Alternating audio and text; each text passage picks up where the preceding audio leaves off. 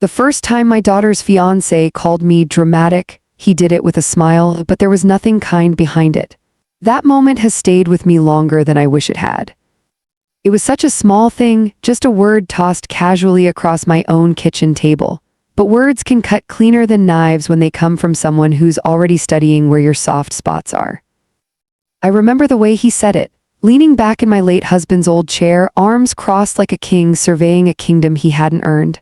My daughter Lyama laughed nervously, brushing a loose curl behind her ear. She didn't meet my eyes. She rarely did when he spoke like that, and still I said nothing. Silence becomes a habit for women like me, widows, mothers who don't want to lose the last precious piece of family they have left.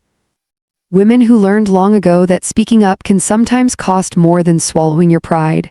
But I felt the heat rise in my chest that day, a quiet burn I pushed down under my ribs, telling myself not to ruin things. Lyama was happy, at least she said she was, and I didn't want to be the mother who chased her daughter away with warnings that sounded like jealousy. Still, something in me tightened every time he spoke.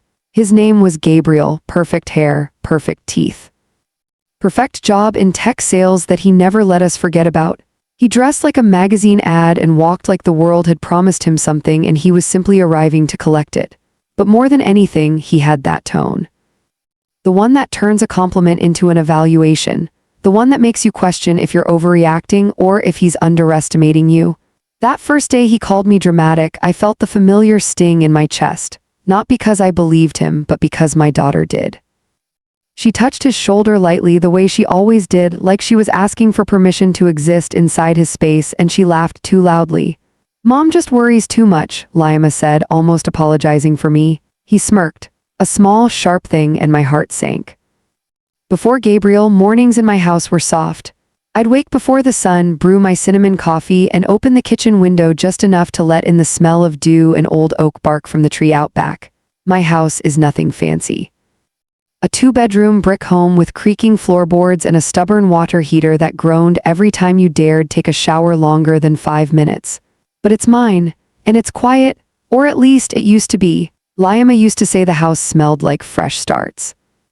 I liked that. It made me feel like maybe I had raised her right after everything life had thrown at us. After her father passed in that sudden heart attack 5 years ago, it had been just me and her against the world. We fought through grief together, cried in the same bed some nights, shared frozen dinners we barely tasted. I taught her how to balance a checkbook. She taught me how to text without deleting my whole message by accident. We were a team, until Gabriel. Lyama met him at some company event, she said. A networking mixer. She told me he talked like he had goals and looked like the kind of man who knew how to build a future. I remember smiling politely while stirring my soup, wondering what it meant that she wanted someone who reminded her so much of ambition, when all she used to say she wanted was kindness. But life makes you shift priorities. Grief does too.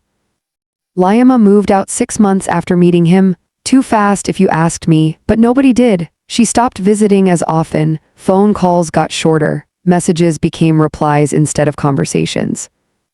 The space between us widened gently, like a thread slowly pulled apart by hands that might not even realize they're tugging. Still, I tried my best to be warm when they came for dinner, maybe once every 2 weeks if I was lucky. I'd cook something simple, roast chicken, garlic potatoes. Green beans with lemon, food that made the house smell familiar, safe, lived in. Food that reminded Lyama of who she was before she learned to swallow her laughter when Gabriel was around. But Gabriel always found something to comment on. "The chicken's a little dry, don't you think?" "Did you mean for the potatoes to be this soft? This house must be so hard to maintain on a single income." He said it all with that smile, the one that made Lyama shrink and made me feel like a guest in my own home. I tried telling myself I was imagining it, that insecurity was making me sensitive. But there was something there, a shadow under the surface of his words, a flicker in his eyes whenever Lyama wasn't looking. I knew that look. I'd seen it before, but not in him. In someone from my past, someone I hoped Lyama would never meet. I thought that secret would stay buried forever. I thought I'd taken care of it years ago, but secrets are strange things. They don't disappear, they wait, quietly, patiently. And sometimes they choose the worst possible moment to come back home. It was a Sunday afternoon, late fall. The kind of day when the wind outside feels a little too sharp and the sun comes in softer, as if tired from the season. Lima and Gabriel had come over after church. They didn't usually attend church, but Lima said Gabriel wanted to start new traditions. He used that phrase often. It always made me feel like the traditions we already had were somehow inconvenient. I opened the door before they knocked. Lima's arms were full, a pie dish, a sweater she promised she'd return last month, and a small Tupperware she said held a new recipe Gabriel wanted me to try. He walked in behind her without waiting for an invitation. I ignored it. We sat in the living room and Lima excused herself to use the bathroom. I stood to refill their drinks when Gabriel spoke, low and cold enough to stop me mid-step. "You should be careful how much you involve yourself in our relationship," he said. I turned slowly. "I beg your pardon?" He didn't look up from his phone. "Lima's too sensitive. Your opinions influence her more than they should." I felt my fingers tighten around the glass pitcher, my pulse slowed, heavy. "I only give her advice when she asks." He snorted. "She feels responsible for your loneliness." The words scraped something raw inside me. "My loneliness is not her burden," I whispered. He shrugged. "She thinks it is." I opened my mouth, but Lima returned, smiling softly, oblivious, so I closed it. Gabriel leaned back and crossed his legs, triumphant. Something in me clicked then, a small click, like the sound of a lock being tested. That was the moment I knew he had plans, not for Lima, for me. He just hadn't figured out how much I already knew. Or how far I'd go to protect my daughter from a man who mirrored the darkest part of my past. A secret I thought I would die with, a secret I never imagined Gabriel would discover. But he did, and when he came for it. I was no longer the quiet mother he thought he could bully. I didn't sleep well the night after that Sunday. I lay awake long after the house settled into its usual creaks and sighs. The moonlight leaked onto my bedroom floor in a pale ribbon, and every few minutes another thought tangled itself into my mind, most of them about Gabriel, his tone, his arrogance, his warning. "You should be careful how much you involve yourself." It kept replaying like a cracked cassette, looping until the meaning seeped in deeper than I wanted it to. Men like Gabriel don't warn unless they feel threatened. And men like the one from my past, well, they rarely stay gone forever. I told myself I was overthinking. That grief had left a scar in me that made me suspicious of men too easily. That maybe Gabriel just wasn't used to families like ours, soft, open, imperfect. Maybe that sharpness in him was insecurity, not malice. But intuition has a way of whispering even when logic tries to quiet it. Something didn't sit right. 2 days later, Lima called me on her lunch break. Her voice sounded tired, like she'd been crying or hadn't slept enough. "Mom, can we talk?" My heart tightened. Always.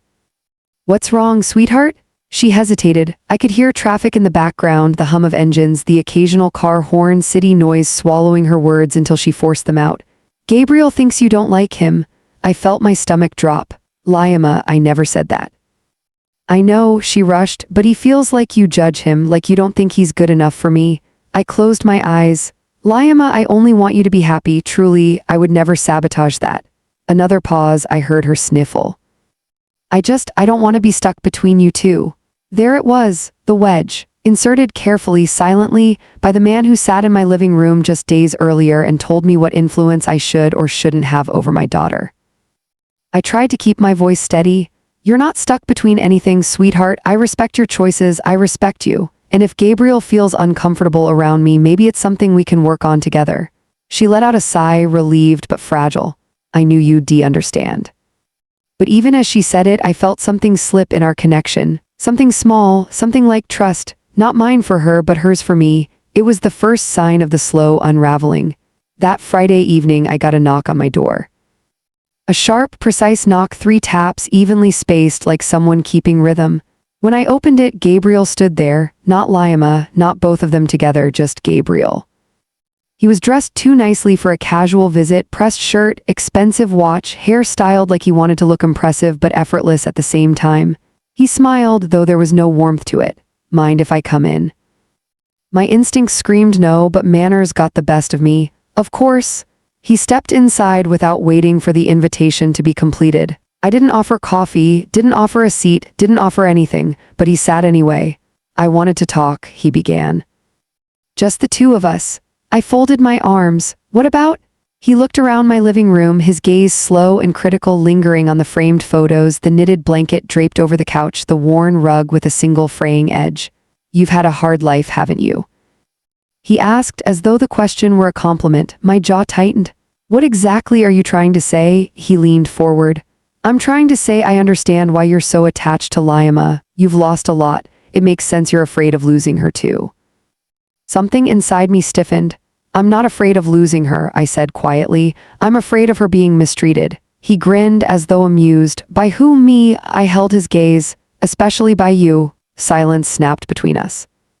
He sat back slowly, tapping his fingers together like he was figuring out which part of me to attack first. "You know," he said softly, "I did a little reading about you in the public records." My heartbeat stuttered. He watched the reaction carefully, too carefully. "There's not much," he went on. "You don't have debts, no criminal record, no lawsuits, you seem boring." Then his eyes sharpened. "Almost too boring." I felt my palms sweat. There were things about my past I'd buried, legally, emotionally, geographically. And buried things don't usually appear in public records, but men like Gabriel don't speak in specifics, they speak in pressure. He stood. "I just wanted to clear the air," he said. "Liama's important to me, and her relationship with you is important too. I don't want tension." He reached for the door, but before he stepped out, he turned back slightly. "Oh," he added, "and if you ever feel tempted to dig into my past, don't." His smile was razor thin. "You won't find anything. People like me know how to keep things clean." Then he left. The door clicked shut. I stood frozen, pulse hammering, breath thin. He was warning me, threatening me, testing me, and he had no idea I'd kept a secret far darker than anything he could imagine. But that wasn't the worst part. It was that he seemed to suspect it existed. Over the next few weeks, Liama changed. Not drastically, not suddenly, just little things first. She stopped calling me on her way home from work. She declined dinners, said she was too busy, even though she used to come by at least once a week. She started echoing Gabriel's phrases like she'd memorized them. "He says I overthink things." "Gabriel says I need better boundaries." "Gabriel thinks you might be projecting your fears about Dad's death onto our relationship." That last one nearly knocked the air out of me. "Liama," I said gently one evening as we sat at my kitchen table, "your father's death has nothing to do with my concerns." She let out a short laugh, bitter and tired. "Mom, you don't even have concerns, you just don't like him." "That's not true. It feels true." I looked at her, really looked. Her eyes were duller, her shoulders carried a tension I recognized too well. But worst of all, she smiled less. I reached out to take her hand, but she pulled it back as if the gesture were too heavy. "Gabriel he understands me," she whispered. "He believes I can be more, he pushes me." There it was, another old wound reopening inside me. Because that was exactly what a different man once said to me decades ago, when I was younger than Liama is now, when I didn't know that pushing was just a prettier word for control. Liama gathered her purse, avoiding my eyes. "I should go." "Liama, please don't make this harder." She walked to the door quickly, opened it and stepped out. But before closing it, she looked at me with tears in her eyes. "Mom, please just try not to make him feel judged, please." Then the door shut. I sank into the chair, hands trembling, breath caught in my throat. It was happening again. The same pattern. The same kind of man, and my daughter, my bright, sweet, soft-hearted girl, was slipping into a relationship that mirrored the darkest chapter of my life. The secret I had hoped would die with me was beginning to stir, because men like Gabriel don't stop at control. They escalate, they interrogate, they dig. And if he kept digging, he would find the truth I hid 25 years ago, the truth that destroyed someone. The truth I survived, the truth I prayed Liama would never need to know, but Gabriel was getting closer. And I could feel the storm gathering. Gabriel's presence grew in my life the way mold grows in a forgotten corner, quiet at first, then suddenly impossible to ignore. Even when he wasn't physically around, he was there, in Liama's words, her excuses, her shrinking laughter, her constant state of trying to please him. My daughter had always been a small sunbeam of a woman, warm and bright and a little clumsy when she got excited. But now she seemed like someone trying to fold herself into a smaller shape, a shape Gabriel approved of, and I felt powerless to stop it. But the universe has a way of showing you what you need to see if you're paying attention. It happened on a Wednesday evening. I had just stepped out of the grocery store when I heard my name, "Mrs. Green." I turned and saw Lee, one of Liama's old high school friends. Sweet girl, soft-spoken, still carrying the same crooked smile she'd had since they were 16. Oh, Lee, it's been ages. We hugged, exchanging the polite warmth of people who shared history but not the present. I saw Lima last week, she said, adjusting her tote bag. She looked tired. My stomach pinched. Tired how? Lee hesitated. Like she hasn't been sleeping. Is everything okay? I forced a smile, the kind mothers use when they're trying not to bleed emotion all over a conversation. She's just busy with work and planning the wedding. Lee nodded slowly, but she didn't look convinced. Well, if she ever needs anything, I'm around. We said goodbye, and as she turned away, I felt my pulse quicken. People were noticing. People who weren't me. I drove home with groceries rattling in the back seat and dread rattling in my chest. When I pulled into my driveway, I noticed a car already parked there. Gabriel S. I paused before getting out of the car. He wasn't supposed to be here, not without Lima. Slowly, I stepped out and approached the house. I found him standing inside my living room, back turned, hands clasped behind him like a man inspecting property he was considering buying.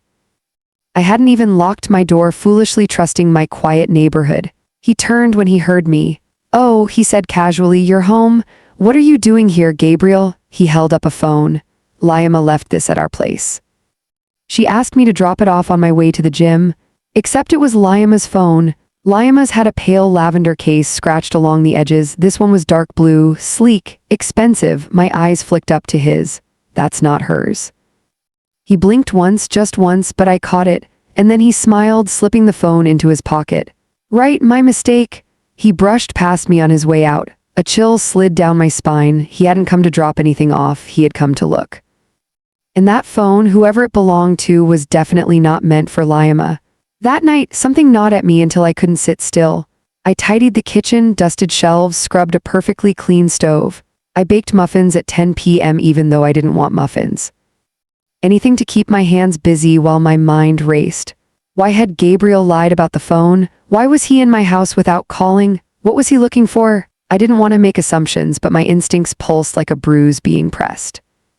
I knew that kind of behavior. I had seen it before. Control never starts loudly. It starts quietly, subtly, checking, monitoring, testing boundaries, and that phone had been a test, one he assumed I was too naive to fail. But I didn't fail, and because of that, something else happened. Something small but telling. The next day, Lima came to visit unexpectedly. She didn't stay long, just long enough to microwave leftovers and sit at the table with restless energy. At one point, her phone buzzed and she pulled it out. The lavender case, the scratch on the corner. Her real phone. I swallowed hard. Did Gabriel bring you your phone yesterday? I asked casually. She looked confused. No, why? I kept my expression neutral, just wondering. She shrugged and went back to her meal, but I saw the quick flash of concern in her eyes. She knew something was wrong, she just wasn't ready to face it yet. 2 days later, while folding laundry, I received a message from an unknown number. At first, I thought it was spam, then I opened it. It was a single photo. A grainy screenshot of what looked like an online complaint forum. Gabriel S., 29, multiple accusations of workplace harassment, disciplinary warnings, transferred offices twice, rumored to have been involved in an employee's sudden resignation. My breath caught. Another text came seconds later. Watch your daughter. My hands shook so hard I nearly dropped the phone. Who had sent this? Why send it anonymously? How did they know to contact me? Before panic could swallow me whole, another message appeared. He did this to someone else's family too. My heart squeezed painfully. I stared at the screen for several long seconds before replying. Who is this? No response. Another message blinked through instead. Don't let her marry him. Then silence. I tried calling the number, but it rang once and disconnected. A dead end. I sank onto the couch, pressing a hand against my chest as though I could steady the storm inside me. Gabriel wasn't just controlling. He wasn't just arrogant. He wasn't just belittling. He was dangerous. The kind of dangerous that hides behind charm and ambition. The kind that shifts cities to bury a reputation. The kind that rewrites history and waits for a fresh audience. The kind I once survived. And that was the moment it became clear I couldn't stay silent anymore. I couldn't lose Lima the way I'd once lost myself. I needed to know the full truth about Gabriel, what he was hiding, what he'd done, and why he was so intent on digging into my past. Because one thing was certain, men like Gabriel don't search for your secrets unless they're hiding their own. And when two secrets collide, Someone always gets hurt. But this time it wasn't going to be my daughter. That night I took a box down from the highest shelf of my closet. A box I hadn't opened in years. Inside were papers, letters, police reports, medical documents, statements with my name on them.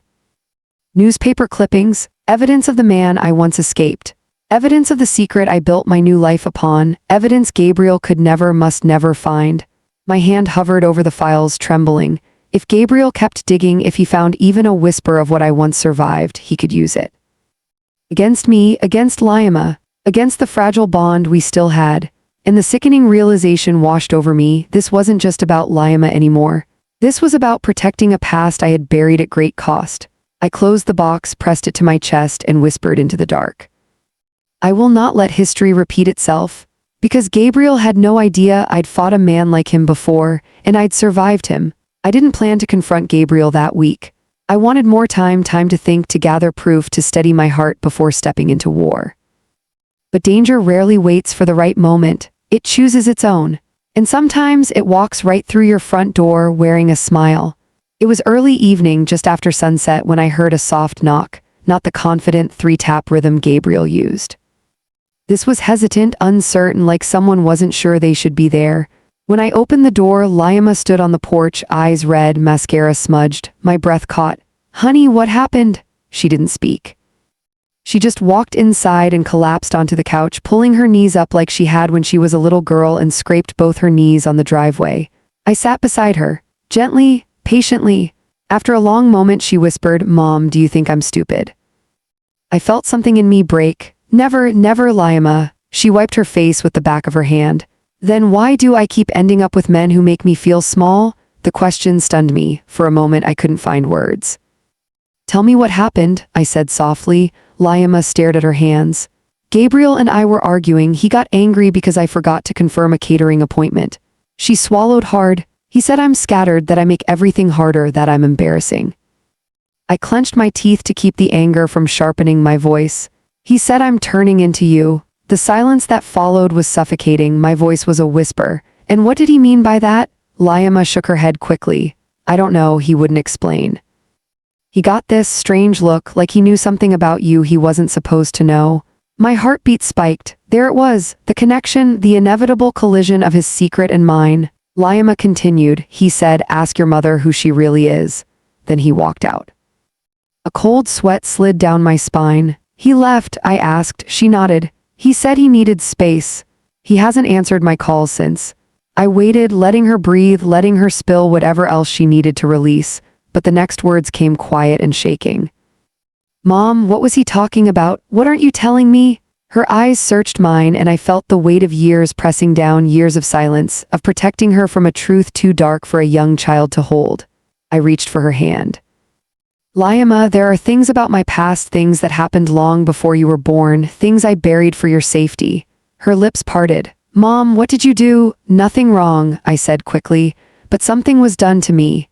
A tear rolled down her cheek. Before I could explain further, my phone buzzed on the coffee table. A message from an unknown number, the same number that had warned me days earlier. My stomach twisted. Lyama watched me as I lifted the phone, expecting another cryptic warning. But it wasn't a warning. It was a video, just 3 seconds long, grainy, recorded secretly. Gabriel standing outside a building, angry, aggressive, shoving a woman who looked terrified, his hand gripping her arm, his face twisted with rage. I gasped. Lyama leaned closer. "What is that?" Before I could stop her, she grabbed the phone. The moment she saw Gabriel's face, she froze. "Lyama," she jerked away from me, standing abruptly. No, this can't be real." I reached for her shoulder. "Sweetheart, listen." She backed up, clutching the phone like it was burning her. "Why do you have this?" she whispered. "How long have you known something was wrong with him?" The question split me open. I let out a trembling breath. Not long, but long enough to fear what he might be capable of. Lyama shut her eyes, shaking her head. "I need to talk to him." "No," I said firmly, standing. "Not alone." But she grabbed her purse. "Mom, he needs to explain this." Lyama, she was already at the door. I followed quickly. "I'm coming with you." She didn't argue, she didn't even look at me. And that scared me more than anything. The drive to Lyama and Gabriel's apartment felt endless. The roads blurred under the streetlights, the shadows flickering across Lyama's pale face. She didn't speak, Didn't cry, didn't breathe loudly. She was stuck in that fragile space between belief and devastation. When we arrived, the building lobby was quiet, too quiet. We took the stairs, Liama moving fast, me trying to keep up. At the top of the staircase, we heard voices, Gabriel's and another man's, coming from his apartment. But it wasn't the words that grabbed my attention. It was Gabriel's tone. He sounded furious. Liama hesitated at the door before pushing it open. What we saw made my blood run cold. Gabriel was pacing, shouting at the man while waving a stack of documents. "You told me this was cleaned up," he yelled.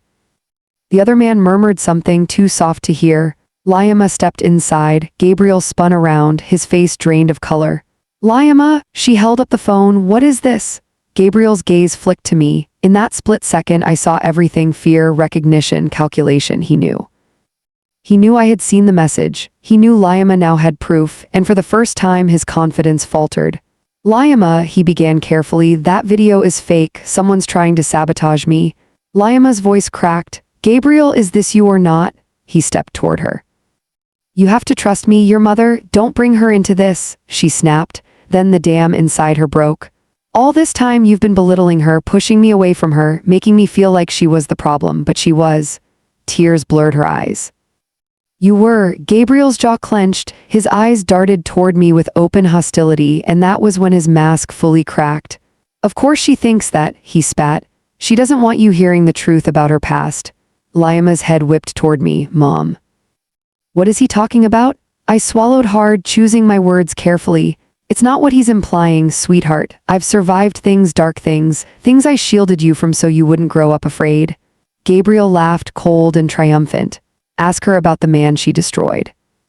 Ask her why she changed her name. Ask her why—" "Stop," I shouted. My voice filled the apartment, shaking the walls, the ceiling, my own bones. Gabriel stepped back. Liama stared at me in shock. And I knew in that moment that everything was about to come undone. Gabriel's lies, my silence, Liama's illusions. The truth was rising, and none of us were ready for what came next. The apartment fell into a silence so thick it felt alive. Gabriel stood near the windows, chest heaving, jaw tight. Liama stood between us, her hands trembling, her face pale and exhausted, caught between betrayal and fear. And I stood in the doorway of my past, knowing that stepping through would change everything. I took a slow breath. "Liama," I said softly, "sit down, please." She hesitated, eyes flicking between me and Gabriel. Then, with a shaky exhale, she lowered herself onto the edge of their couch. I didn't sit. I needed the ground beneath me, the strength of being upright. Gabriel leaned against the wall, arms crossed, feigning confidence but failing. His fingers twitched, his eyes darted. He was losing control. "Good, it was time." My voice wasn't loud when I began. It wasn't shaking. It was simply tired. "Liama, when I was your age, just a little younger, I met a man who seemed perfect, charming, ambitious, attentive. Everyone said he was a catch." I glanced at Gabriel. He smirked, but there was a crack forming there, a small fracture. I continued. "But behind closed doors, he belittled me. He checked my phone. He accused me of flirting with strangers. He controlled where I went, what I wore, who I called." Liama's eyes widened with recognition, the same signs she'd been ignoring with Gabriel. "He started isolating me from my family," I said, claiming they were a bad influence. I paused. "The way Gabriel has been isolating you," Gabriel scoffed. "This is pathetic. She's manipulating you." Liama held up her hand. "Stop, let her finish." The authority in her voice surprised both of us. I nodded gratefully. "One night when I tried to leave him, he didn't let me." My throat tightened. "He became violent." Liama gasped. "Mom, I reported him," I said. "But he had friends in high places and he spun a story about me, said I exaggerated, that I was unstable." I took a breath. It took nearly a year for the truth to come out. A year of court hearings, restraining orders, moving houses, changing phone numbers. Gabriel shifted uncomfortably. But eventually, I said, he made a mistake. He hurt someone else, and this time the evidence was undeniable. He went to prison. Liama covered her mouth with her hand, tears rolling silently. Gabriel looked down, jaw clenched so tightly a vein pulsed in his neck. "I changed my name afterward," I said quietly. "I wanted a fresh start. I wanted safety. I wanted you, Liama, to grow up without knowing any of it." For several long seconds, nobody spoke. Then Liama whispered, "Why didn't you ever tell me?" "Because I didn't want you to grow up afraid of love," I said. I didn't want my past to become your identity. The room held its breath until Gabriel broke the silence, laughing sharply. This is your big secret, that you dated some violent loser decades ago? That's your trauma? You think that means anything? I turned to him slowly. Oh, Gabriel, I said softly, you didn't think that was all, did you? His smile faltered. Good. It was time he knew I wasn't the defenseless woman he assumed. I reached into my purse and removed a manila folder, the one I had brought just in case. Laiama stared at it. Gabriel stiffened. I placed it on the coffee table and slid it toward my daughter. These, I said, are court records, police reports, restraining orders, everything from that time. Gabriel scoffed. So she got in a messy relationship, who cares? But the flicker of panic in his eyes betrayed him, because he knew I wasn't showing Laiama those documents for sympathy. I was showing her what a dangerous man looks like on paper, and Gabriel recognized himself. Laiama wiped her cheeks, flipping through pages slowly, her breath shallow, her hands trembling. Then she stopped on one page, stared, blinked. Mom, she whispered.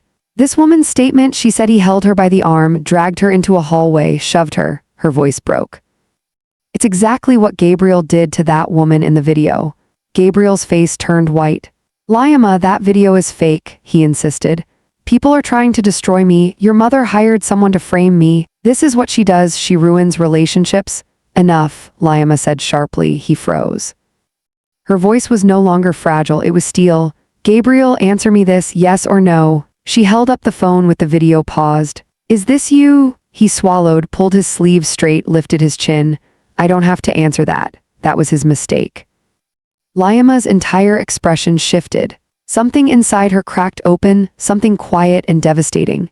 She set the phone down carefully, like it was a fragile thing that could shatter with one wrong move. Then she whispered the words I had been praying she would one day realize on her own. You're just like him. Gabriel flinched as if slapped. Laiama rose slowly to her feet, everything about her posture trembling and strong at the same time. I want you out of this apartment, she said. Tonight. Gabriel blinked. You're not serious. I am. And if you don't leave, I'm calling the police. He stared at her, shocked, truly shocked that she was choosing herself over him. Then his eyes flicked to me, dark with hate. This is your fault, he hissed. Women like you ruin men's lives. No, I said quietly. Men like you ruin your own.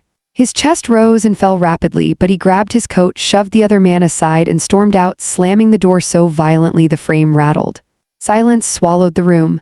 Laiama stood unmoving, staring at the closed door, tears falling with no sound.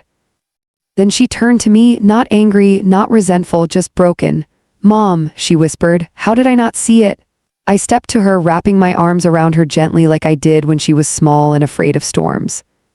You saw what he wanted you to see, I murmured, but now you've seen the truth and that's what matters. She buried her face in my shoulder. It hurts, she whispered. I know, I said. Healing always does at first. And as I held my daughter, surrounded by the remnants of her life with a man who had been wearing a mask, I made myself a promise. Gabriel was gone, but his consequences wouldn't be, not until everyone knew what he truly was. Not until the truth protected not just my daughter, but anyone else he might target next. The storm wasn't over. It was only beginning.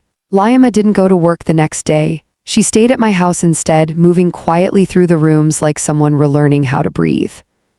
Her eyes were puffy from crying, her voice soft and hoarse whenever she spoke. She made tea, then forgot to drink it. She tried to sit still, but her body carried the restlessness of someone whose entire reality had just cracked open. I didn't force conversation. Grief needs space. So does clarity. By late afternoon, she finally said, Mom, I want people to know what he did. I looked at her gently. Are you sure? She nodded slowly. If that video is real, and I think it is, then I'm not the only one he's hurt. And if he treated someone that way, someone needs to warn others before he finds another woman to break down. Pride swelled in my chest, bittersweet and fragile. Laiama wasn't just waking up. She was standing up. But there are responsibilities that come with truth and risks. Before I could respond, my phone buzzed. Another message from the unknown number. He's spiraling, be careful. My stomach tightened. I didn't show Laiama she had enough to carry. 2 days later, Laiama asked me to drive her to Gabriel's office to retrieve the belongings she had left in his car. She didn't want to go alone. I didn't want her to either. When we arrived, the glass building gleamed under the morning sun. People in suits hurried in and out, carrying coffees and clipped tension. It was the kind of place where ambition thrived, but so did secrets. We walked inside and Lima approached the receptionist, a young woman with a polished bob and eyes that widened when she heard Gabriel's name. "He's in a meeting," she said hesitantly, "but give me a moment." Lima stepped back looking pale. Maybe this was a bad idea. Before she could finish, voices drifted from the hallway, angry, low, heated. Two men rounded the corner, Gabriel and a middle-aged man with graying hair who looked like a supervisor. The supervisor's face was red with frustration. "I told you, Gabriel, this is serious. You can't yell at clients like that." Gabriel snapped. "I said I didn't raise my voice." "Half the floor heard you." Gabriel stiffened, then he saw us. For a moment all the air disappeared from the lobby. Lima stood straighter. I could see her throat tighten, but she didn't look away, she didn't shrink. She just said quietly but firmly, "I want my things." Gabriel's jaw twitched. "I don't have them." "You do," she said. "They're in your trunk. You said you'd return them after your last client meeting." The supervisor turned to Lima. "Are you Lima Green?" She nodded, surprised. The man sighed. "I think you'd better come with me." Gabriel's eyes widened. "What? Why?" But the supervisor ignored him and guided us into a conference room, closing the door behind us. He looked uncomfortable, like he'd been sitting on information and wasn't sure how much of it he should reveal. "Lima," he said gently, "I don't know the details, but you're not the first woman connected to Gabriel who's raised concerns." Lima inhaled sharply. I felt my hands curl into fists. The man continued cautiously, "We've had HR issues, complaints. Nothing legally proven yet, but patterns. Enough that we're reviewing his position here." Patterns, the same word used in the anonymous text messages. This wasn't just my daughter, this wasn't just one woman in a grainy video. Gabriel had been leaving a trail, a long one. Before Lima could respond, the conference room door burst open. Gabriel stormed in. "You need to leave," he hissed at Lima. Now, Lima stepped back startled, but then her face hardened in a way I'd never seen before. "No," she said. Gabriel pointed at me. "She's manipulating you." "Gabriel," I said calmly, "this isn't about me anymore." He turned to his supervisor. "This is harassment. I want them escorted out." But the supervisor raised a hand. "Gabriel, stop. We need to talk about the reports." Gabriel's face reddened. "There are no reports. It's rumors, jealous coworkers." The man cut him off. "Gabriel, HR has the video." Silence, ice cold, complete shattering. Gabriel looked like the world had tilted under him. "What video?" He spat. My heart thudded loudly. Lima grabbed my hand. "Someone sent it anonymously," the supervisor said. "It shows you shoving a woman outside the Marina Point complex." Gabriel's eyes widened. Rage or fear, I couldn't tell. "That was taken out of context," he shouted. "No context justifies violence," the supervisor said, voice low but firm. "We've suspended you pending an investigation." Gabriel's expression twisted. "This is a smear campaign." He pointed at the conference table, at Lima's trembling hands holding her purse strap. "She did this, she and her mother, they're trying to destroy me." Lima flinched, but then she straightened her shoulders. "I didn't send anything," she said softly. "But I believe the people who did." Gabriel's rage became something else, something darker. "You're ruining my life," he whispered. I stepped forward calmly, hands at my sides. "No, Gabriel, you did that yourself." He stared at me with pure hatred, and that's when it happened. The mask didn't crack, it shattered. He lunged forward, not at Lima and not at me, but toward the supervisor, as if grabbing him would stop the world from slipping out of his grasp. But security was already on standby. 2 guards rushed in, grabbing his arms. Gabriel fought wildly, shouting, "Let go of me, I didn't do anything, this is your fault." He pointed toward Lima again. "You're just like her, weak, you never deserved me." Lima recoiled, tears pooling, but she didn't back down. One of the guards lifted the supervisor's hand and placed a small bruise into view. "He grabbed me earlier," the supervisor said quietly. "That was the last straw." Gabriel thrashed harder, his voice cracking into something ugly and desperate. Security dragged him out of the room, his shouts echoing down the hallway. "I'll fix this, you'll regret this, all of you." Then the elevator doors slammed shut. Silence washed over us again. Lima collapsed into a chair, covering her face with both hands. I knelt beside her, rubbing her back gently. The supervisor let out a tired breath. "I'm sorry you had to see that," he said, "but maybe it's better you did." His words weren't cruel, they were true, and truth, even painful, is freedom. Outside, through the conference room window, I saw Gabriel's car being accessed by security, documenting items, taking photos, logging everything. His life was unraveling in real time, his reputation fractured, his charm stripped, his consequences finally catching up. And standing beside my daughter, holding her as she cried quietly into her palms, I knew this wasn't the end. Not yet, because when dangerous men fall, they don't always fall quietly. But I also knew one thing with absolute certainty: we weren't alone anymore. The world was seeing the Gabriel I had sensed from the start. And for the first time in weeks, I felt something unfamiliar but welcome: hope. After the scene at Gabriel's workplace, the next few days moved slowly, like the world was giving us time to recover. Liama slept at my house, curled on the sofa with blankets pulled up to her chin. Some nights she cried quietly when she thought I couldn't hear her. Other nights she just stared at the television without really watching anything, absent-mindedly rubbing the corner of a pillow like she used to do as a child when she needed comfort. I didn't push her to talk. Healing has its own pace. On the third morning, she finally said, "I feel stupid." I set my tea down gently. "You're not stupid." She shook her head. "I ignored so many signs. You tried to tell me and I defended him. I pushed you away." "You were in love," I said softly, "and love can make even the smartest people see sunlight in the darkest places." Her lips trembled. "He made me feel like I was the problem." My chest tightened. "That's what people like him do, they twist the mirror." She looked up at me, eyes red but focused. Did I end up like you did back then?" The question pierced me in a way I hadn't prepared for, but I reached across the table, taking her hand. "No," I said. "You did something I couldn't do when I was your age." "What's that?" "You walked away the moment you saw his truth." A single tear slid down her cheek, but she didn't crumble this time. She just breathed, slow, deep, steady. It was the sound of someone beginning to reclaim themselves. News traveled quickly. 2 days after the confrontation, Liama received an email from the company's HR department. They had officially terminated Gabriel after reviewing not only the video but 2 additional complaints from women who recognized him and came forward. Liama stared at the screen, hands shaking. "I can't believe this was happening around me and I had no idea." "You weren't supposed to know," I said gently. "He chose you because you're trusting, kind. People like him see goodness and think it's weakness. They underestimate it every time." She closed her laptop slowly, letting out a long breath. "Mom," she whispered, "I feel like I'm waking up from something." "You are," I replied. We sat quietly for a long time. Healing often isn't loud, it's quiet, steady, subtle, like a tired heart relearning its own rhythm. One evening, as rain tapped gently against the windows, Liama asked the question I'd been waiting for. "Mom, about the man from your past, do you ever regret staying silent about it?" I leaned back, letting the question settle. "There were times," I admitted, "when I wondered if hiding the truth would make it bigger. He took years of my life, and for a long time I let the silence take even more." Liama looked down. "But then you came along," I said softly. "And suddenly my past didn't feel like a chain anymore. It became something I survived so I could raise you, so I could protect you."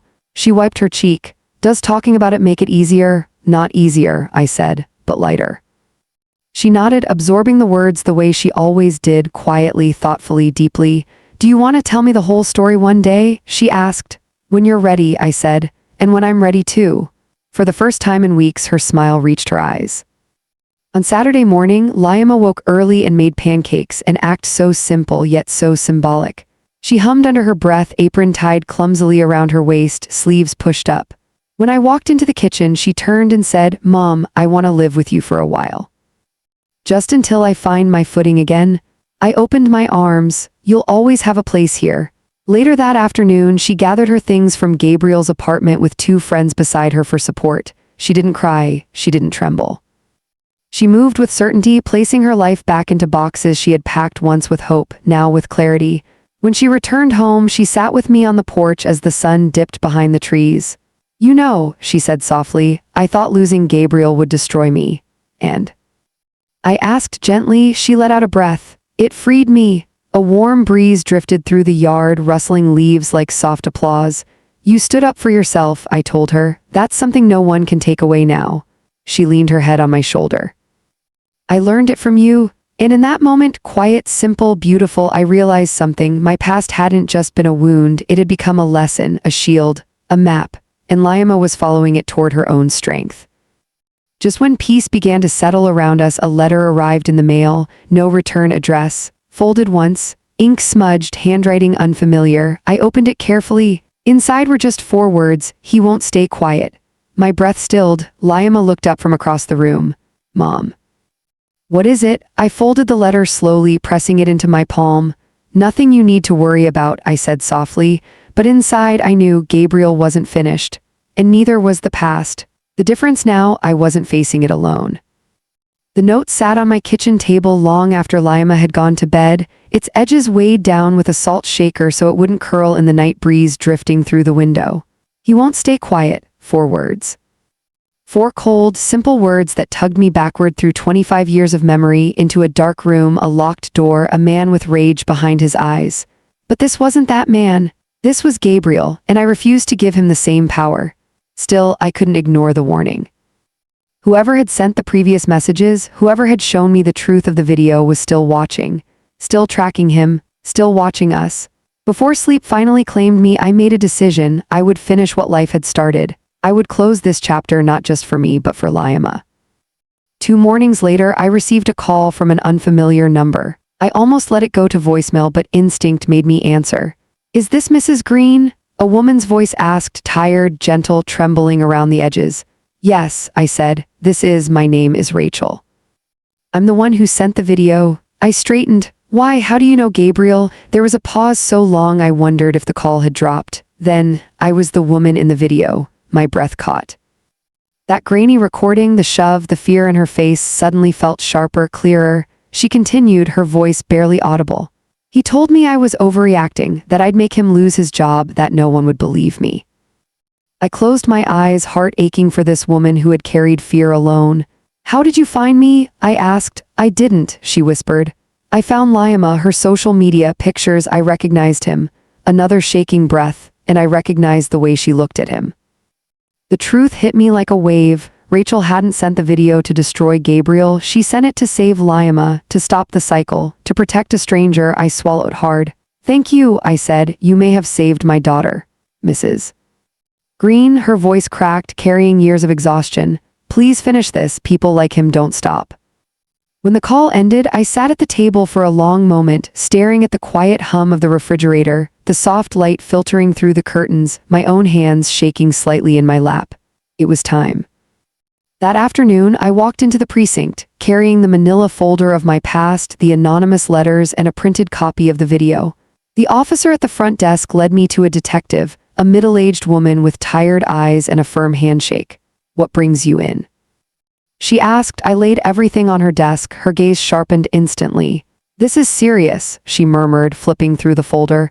"You're telling me this man threatened you and your daughter indirectly?" "Yes. And these incidents, this video, did he know you had them?" "He knows now." She sighed, rubbing her forehead. "You did the right thing coming here. He's unstable. And when someone like this loses control in public," she let the sentence hang, "danger becomes unpredictable." She took notes, made photocopies, reassured me that Lima's statement would help strengthen the case. And then she looked me in the eye and said, "We'll keep an eye on him and on you." For the first time in weeks, I felt my lungs expand fully. I wasn't hiding anymore. I wasn't running. I was standing up. And this time, the system wasn't turning away. A week passed. Then 2. Lima started a new routine: morning walks, evening journaling, therapy appointments. She scheduled herself without my nudging. She was healing slowly, beautifully, piece by piece. Her laughter returned first, soft and quick, then bigger, warmer, realer. Next came her confidence, the way she spoke, the way she stood, the way she looked at herself in the mirror. Watching her, I realized something profound. She wasn't just recovering from Gabriel. She was discovering herself.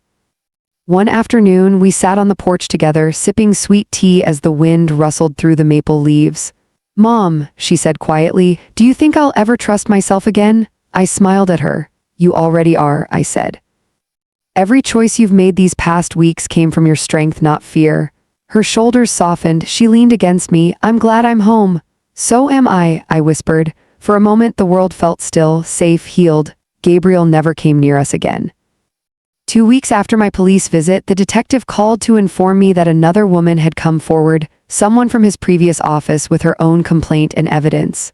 HR reports, emails, witnesses. A case was forming. one that no charm or manipulation could outrun. He's being evaluated by a court, the detective said. Restraining orders are being filed. You and your daughter should be safe. I thanked her, tears filling my eyes.